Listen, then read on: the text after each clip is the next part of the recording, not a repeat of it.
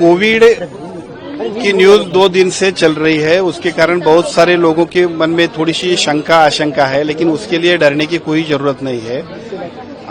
हम लोगों की प्रतिकार शक्ति इतनी अच्छी तरह से बढ़ गई है कि कोरोना हमारे साथ होके भी हमें कुछ नहीं होगा, ऐसी स्थिति अभी पूरे देश भर में भी और वर्ल्ड में भी है।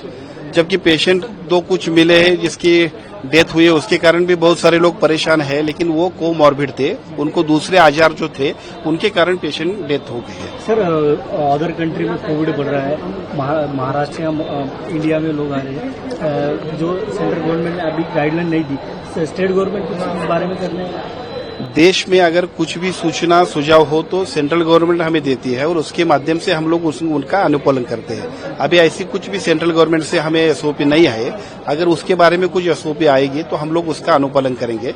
साथ ही साथ हम लोग अपनी तरह से महाराष्ट्र की सभी जनता को जिस तरह से कुछ उनके लिए प्रिकॉशन लेनी है, उनके लिए कुछ उपाय या जो कुछ आरोग्य की कुछ जो सुधारना करनी चाहिए, उसके लिए तो हम लोग तैयार पहले से ही रहते हैं। सर, आखिरी क्वेश्चन पूछता हूँ कि मुंबई में कुछ मरीज कोविड की वजह से मरे, ऐसी खबर सामने आ रही है, इस बारे में क्या? मैंने पहले भी बताया है कि मुंबई में जो कुछ केम हॉस्पिटल में जो दो पेशेंट की डेथ हो गई है, उसके कारण वो जो पेशेंट हो कोमॉर्बिड थे और कोमॉर्बिड होने के कारण उनका डेथ हो गई है। कोरोना प्रतिकार शक्ति हमारी बढ़ने के कारण कोरोना के लिए डरने की अभी जरूरत नहीं है, लेकिन हेल्थ डिपार्टमेंट फिर भी महाराष्ट्र की जनता के लिए जो कुछ एसओपी सेंट्रल गवर्नमेंट से आएगी उसका अनुपालन करेगी।